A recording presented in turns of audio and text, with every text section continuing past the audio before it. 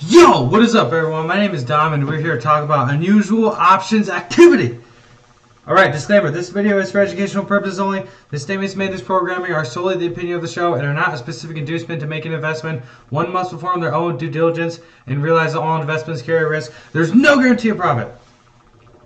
Alright, everyone, it has been an extremely tough trading environment out there, extremely rough market. We're having a lot of intervention from the Fed. More Fed equals more volatility. Inflation is raging depending on how you look at the statistics and the economic news that's coming out. So we're just in a very volatile environment. Been doing a lot of day trading just because things can be up huge one day and down huge the next day. So you got to take kind of any small profit that you can get. So first one I want to talk about first today, we'll bring up Twitter after. First one I want to talk about today is Upstart. Now, we're a little impatient with this one. There's some call buying. Pretty much first thing in the morning it started. You can see just by all the volume stacking up throughout the day. But we were a little impatient with this one. Got in a little bit too early on this one. But you can see here, they were even buying the March 4th calls here. They're buying the March 4th 180 strike with the stock around 150 is when they were buying these calls. Probably even higher. I waited to get in a little bit further lower, but as you can see, the stock closed down about almost $13, which is a big shame because we probably got in around the 150 level. The institutional buyers probably got in a little bit over 150. Obviously, they were getting in all day though by just all this volume. Now, this is an extremely far out of the money call here. 180 call with the stock at 145. That's about 35 points out of the money.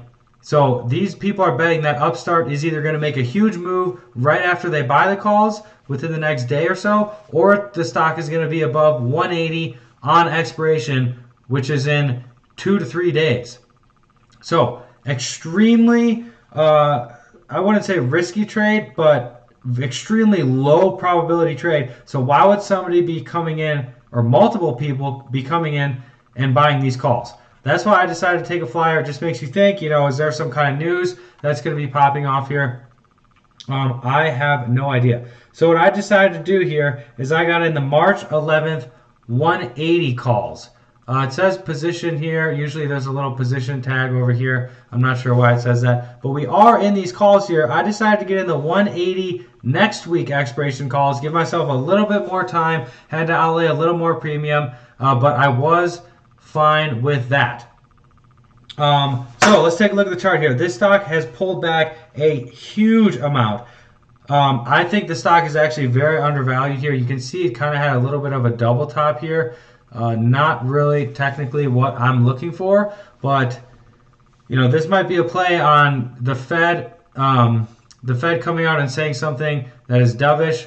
We have a Fed testimonial in front of Congress tomorrow and Thursday. So I don't know if this is just a play on a rally after Fed, a rally in growth stocks specifically because the Fed talks about being more hawkish. I have no idea why they're buying these calls. Could be buying it for a buyout. We have no idea, but if it's something massive, I definitely will report back to everybody, and we'll see how this trade works out. Most of the trades are not buyout trades like this. We've brought up a few in the past, but it's pretty rare to get those trades. But when you do get those trades, man, you can be up like 5,000% in the calls. So I decided to take a flyer, took a little bit of a bigger position in this one because I do like this stock a whole lot, and I think it's extremely undervalued here. Check out the valuation. It actually is a growth stock growing at over 100 times, 100%, and it trades on earnings, which is extremely rare. And they just announced a buyback, which is even more rare for a high growth stock. So I really like that stock a lot. I have a big stock position as well. Next one is Twitter. Now I'm in the stock here, so I decided against getting the options here. I try not to double up on the stock and the options except for Upstart because I do like that stock very much.